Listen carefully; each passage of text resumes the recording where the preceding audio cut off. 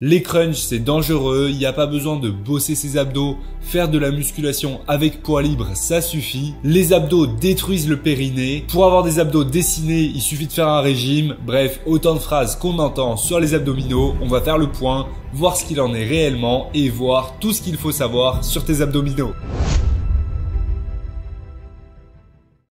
Hello, c'est Benjamin Sante, coach en sport et nutrition, spécialiste en transformation physique. Et aujourd'hui, on va voir les abdos. Si tu veux travailler tes abdos, avoir des abdos visibles, bien dessinés, c'est la vidéo qu'il te faut. Si tu veux aller plus loin, que je t'accompagne dans ta transformation physique et que je t'aide à avoir ces abdos dont tu rêves, tu auras tous les programmes en description et mon programme de coaching personnalisé Réussite Transformation. Alors si tu veux des abdos, clique sur le lien dans la description et on pourra en discuter tous les deux. Les abdos, let's go! Let's go!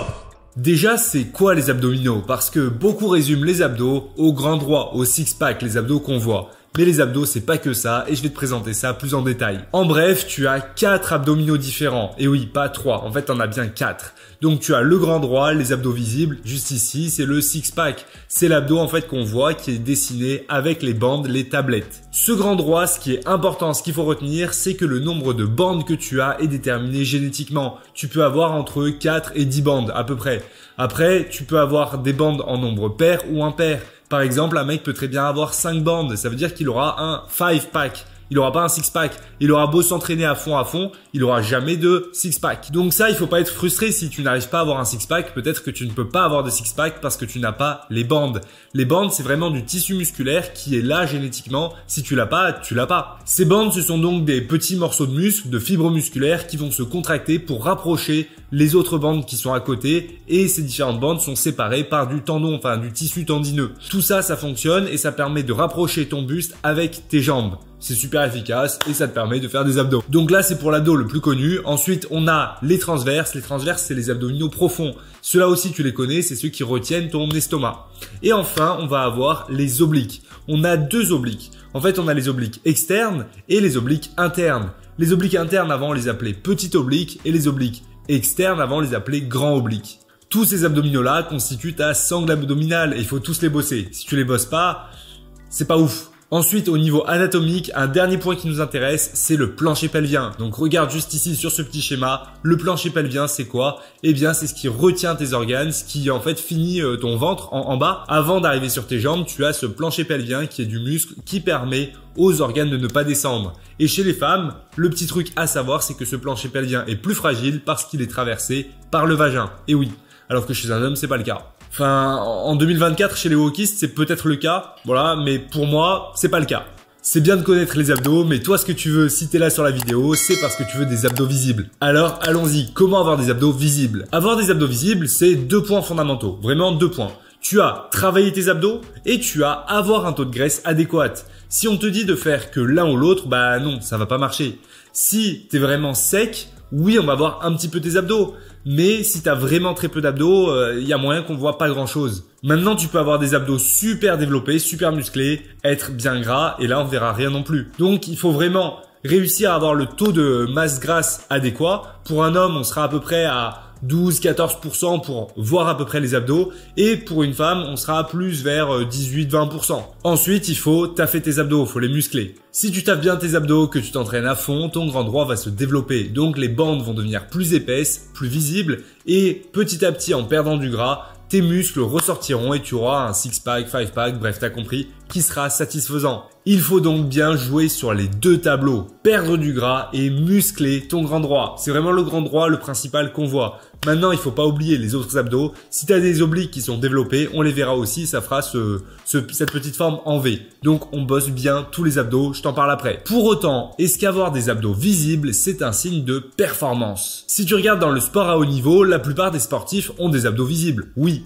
Mais il existe des sports dans lesquels les sportifs n'ont pas d'abdos visibles. Donc, associer les abdos à la performance, c'est pas une corrélation directe. Maintenant, dans la plupart des sports, oui, on aura des abdos visibles. Les sports dans lesquels on n'a pas d'abdos visibles, ce sera plus des sports dans lesquels les sportifs n'ont pas de limite de poids, ont besoin d'être forts et pourront prendre pas mal de gras, là où ce sera intéressant. On prend souvent l'exemple des sports de combat pour parler d'abdos et dire que oui, un boxeur, il n'a pas forcément des abdos visibles, ou alors un combattant de MMA n'a pas forcément des abdos visibles.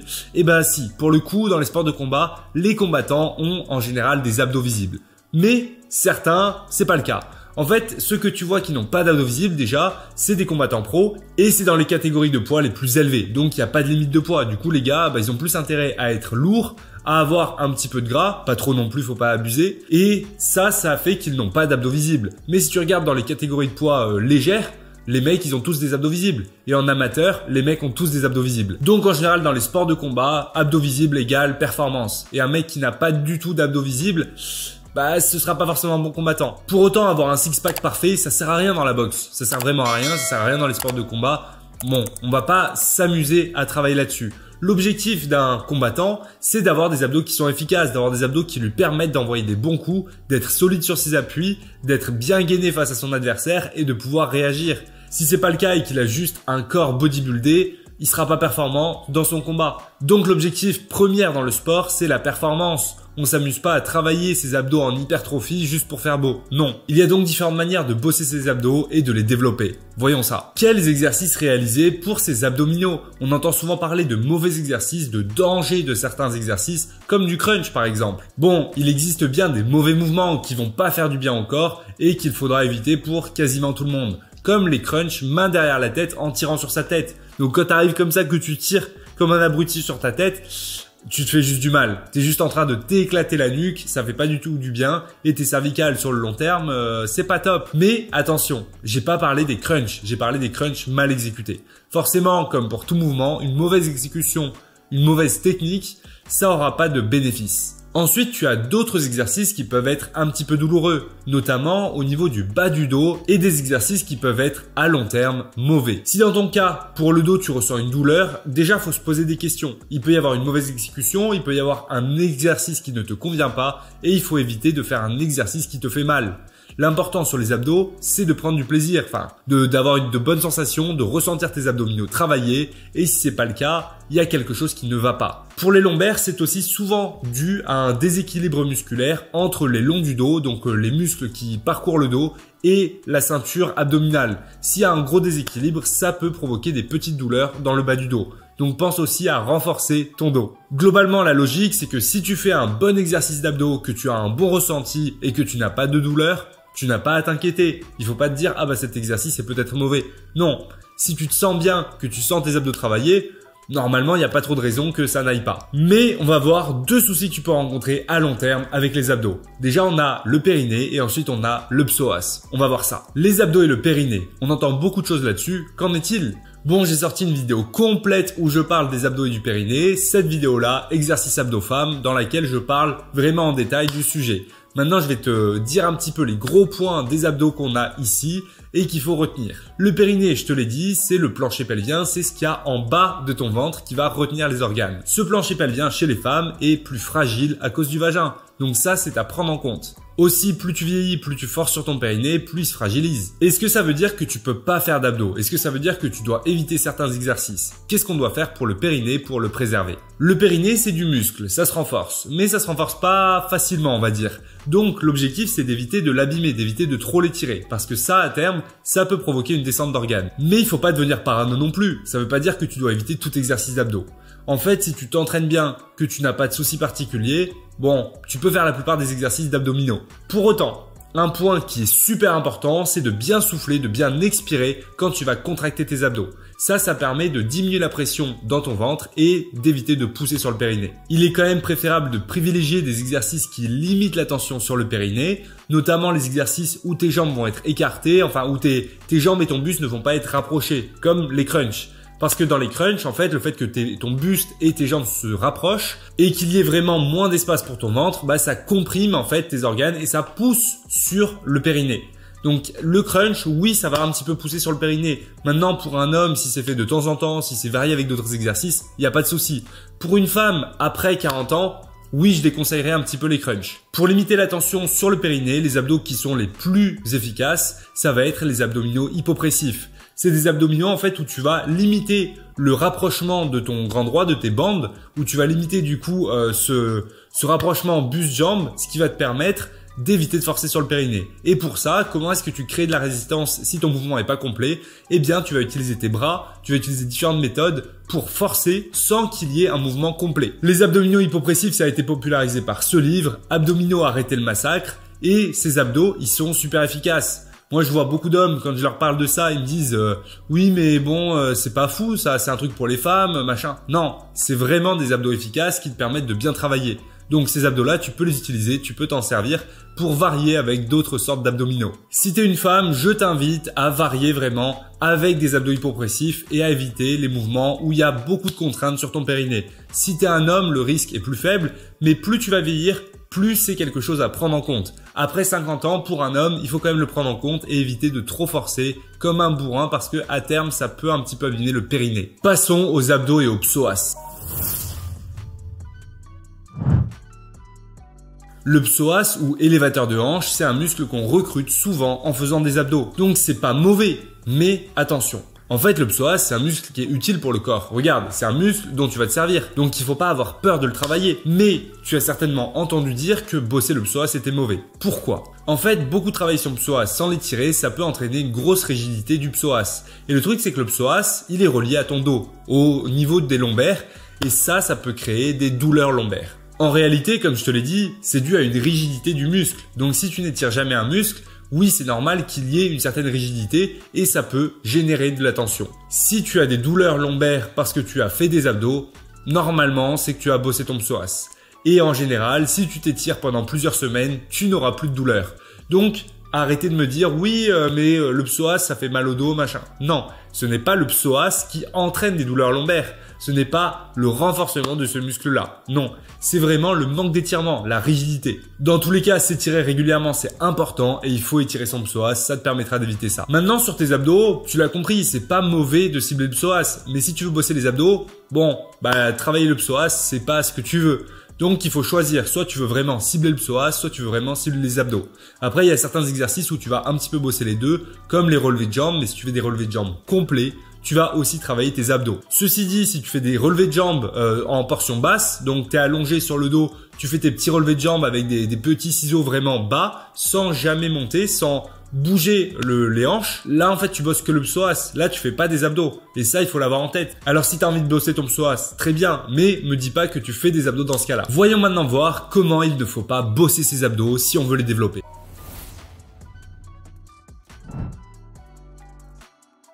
Déjà, la première chose, c'est surtout pour vous, mesdames, eh bien, c'est tous les abdos qui vont pas être très efficaces. Tous les abdos qui bossent surtout le psoas. Comme on l'a vu juste avant, si tu travailles ton psoas, tu travailles pas tes abdos. Donc, si tu fais des ciseaux, des petits mouvements de jambes, tout ça, allongé sur ton dos, c'est pas très utile pour tes abdos. Donc, je sais pas ce que tu fais, mais en fait, je vois beaucoup de femmes qui font ça. Et c'est vraiment dommage. Je pense que si elles étaient abonnées, elles le feraient pas. Donc mesdames et messieurs, abonnez-vous, ça vous servira à mieux vous entraîner. Ensuite, faire 500 répétitions d'un seul mouvement. C'est pas idéal en fait, faire que le même mouvement en permanence, ça sert pas à grand chose. Si tu fais 500 crunch, bon, il vaut mieux varier.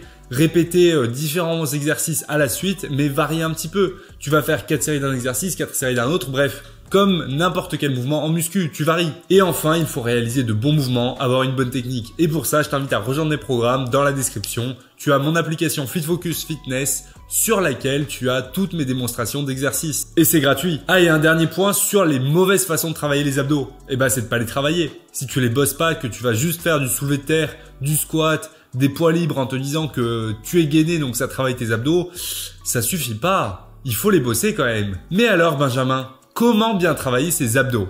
C'est ce qu'on va voir.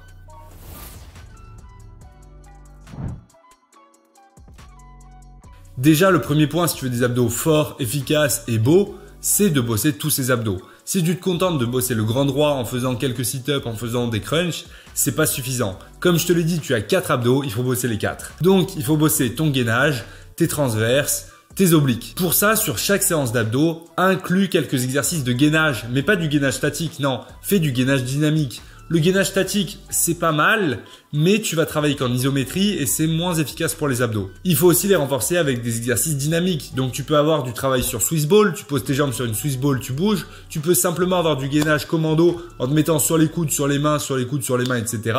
Tu peux aussi varier avec d'autres mouvements ou encore utiliser des poids pour travailler en gainage dynamique. Ensuite, le deuxième point concernant le gainage, si tu veux une silhouette en V, si tu veux des abdos qui soient bien et une taille fine, c'est de bosser son vacuum. Le vacuum, ça va vraiment renforcer le transverse. Le transverse, donc l'abdo qui retient tes organes, tu peux le renforcer pour qu'il soit plus solide, plus resserré. Et pour ça, tu vas faire du vacuum, donc tu vas expirer tout l'air de ton corps et bloquer ton ventre en position la plus serrée possible, maintenir pendant 15-20 secondes et faire ça de manière répétée, ça va te permettre de bien renforcer ton abdos. Et ça, cet exercice de vacuum, tu peux le faire très régulièrement, quasiment tous les jours. Après, tu as différentes manières de le faire. Tu peux le faire assis au bureau. Bref, tu peux vraiment le faire souvent. Pour ce qui est du grand droit, quand tu veux renforcer ton grand droit, si tu veux le travailler pour raison esthétique, si tu veux l'hypertrophier qu'il puisse bien se développer, comme pour tout muscle, il faut mettre du poids, il faut de l'intensité. Et ça, je vois beaucoup de mecs qui se contentent de travailler au poids du corps légèrement avec quelques exercices. Si tu veux bien la renforcer, c'est pas suffisant. Et pour ton grand droit, ton meilleur ami, c'est le crunch pulley. Le crunch pulley, c'est super efficace, à condition de bien le faire. Ça, je vois beaucoup de mecs qui font n'importe quoi. Le crunch pulley, si tu veux bien le réaliser, il faut vraiment te bloquer, ne pas bouger tes jambes, ne pas bouger ton dos. Enfin, ton dos doit accompagner le mouvement, mais c'est pas ton dos qui va faire n'importe quoi. Ton bassin reste fixe et c'est vraiment tes abdos qui se contractent et qui te permettent de fléchir ton buste. En faisant ça, tu travailles extrêmement bien ton grand droit. Ton grand droit va pouvoir se compresser au maximum et il va se développer de fou avec cet exercice. Pour ce qui est des obliques, on va aussi les bosser et là aussi, il faut mettre du poids. Tu peux faire plein d'exercices pour tes obliques et je vais te parler de quelques exercices bien efficaces. Si tu veux des abdos qui soient efficaces, souviens-toi, travaille en globalité, utilise le gainage, c'est vraiment 2 points qui sont fondamentaux pour ça. Comment bien adapter les exercices d'abdominaux à son sport? Si tu es pratiquant d'un sport, tu dois essayer d'adapter au maximum les séances de musculation que tu vas faire. Si tu es là à juste faire de l'hypertrophie alors que ça ne te sert à rien dans ton sport, c'est un petit peu dommage, tu vas pas performer. Alors là, je parle bien évidemment dans la recherche de performance, dans la recherche de compétition. Mais si tu es juste dans le cadre loisir et que tu t'en fous, bon, c'est pas grave. Pour adapter ta pratique de la musculation côté abdominaux à ton sport, il faut déjà identifier ce dont tu as besoin précisément pour ton sport. On a globalement plusieurs familles, mais je vais parler de 2 grandes familles. On a les sports de combat et les sports de force. 2 familles que j'aborde. Bien évidemment, tu vas avoir d'autres familles avec l'athlétisme ou quoi qui sont un petit peu différentes. Pour les sports de combat, moi je suis pratiquant, je boxe. Donc les sports de combat, on a 2 qualités musculaires essentielles pour les abdos.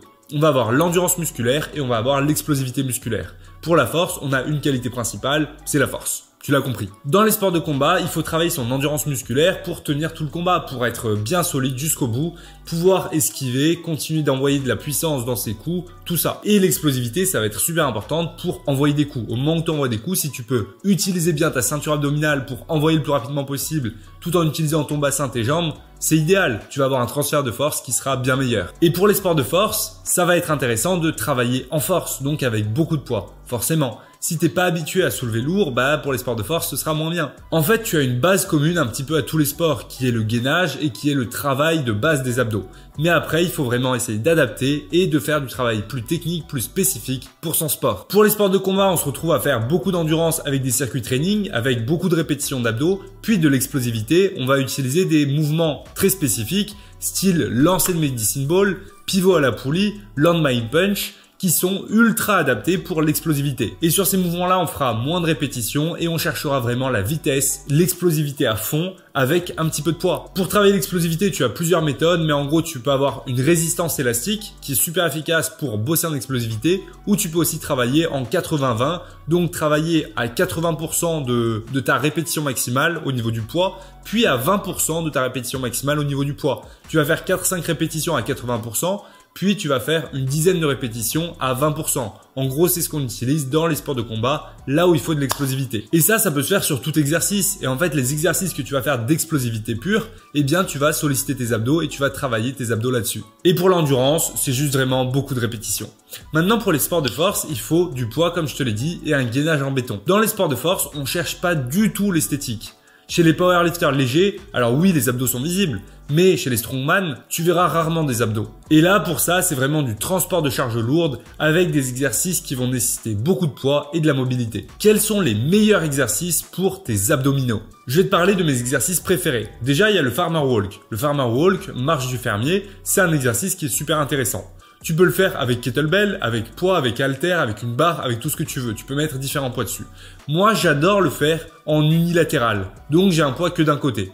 Je marche avec mon poids d'un côté et de l'autre, j'ai rien. Ça me permet de bien travailler et d'être en déséquilibre. Si je suis en déséquilibre, je force forcément plus d'un côté.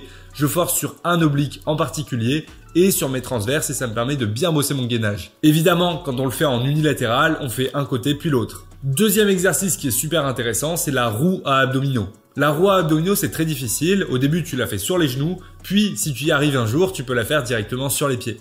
La roue à abdominaux, vraiment, va te faire taffer ton grand droit de fou. C'est hyper puissant comme exercice. Bien réalisé, ça va te permettre de bien travailler ton grand droit, ton gainage, tes transverses, tes obliques. Enfin, vraiment, ça travaille de fou. Ensuite, on a le leg raise swing. Alors, le leg raise swing, c'est un exercice beaucoup moins connu. En fait, le leg raise, tu connais. C'est juste relever ses jambes. C'est un relevé de jambes. Mais tu ajoutes un swing, donc une bascule de tes jambes d'un côté puis de l'autre. Et ça va te permettre de travailler en même temps tes obliques. C'est un exercice qui est complet au poids du corps, qui a une certaine résistance parce qu'il est assez dur de base et qui te permet de bien travailler et de varier avec d'autres exercices. Tu connais maintenant tout aux abdominaux, t'as pas d'excuses pour pas avoir des abdos visibles, alors va t'entraîner et pour plus d'astuces, plus de conseils, rejoins mes programmes. Si tu as envie d'un programme personnalisé, que je t'accompagne et que je t'aide à atteindre tes meilleurs résultats et à transformer ton physique, contacte-moi dans la description, tu as tout ce qu'il faut. C'est le programme Réussite Transformation dans lequel je t'accompagne pendant 6 mois pour perdre 20 kilos et plus et prendre du muscle pour transformer durablement ton physique et atteindre une autonomie pour toujours. Je t'attends, abonne-toi, force!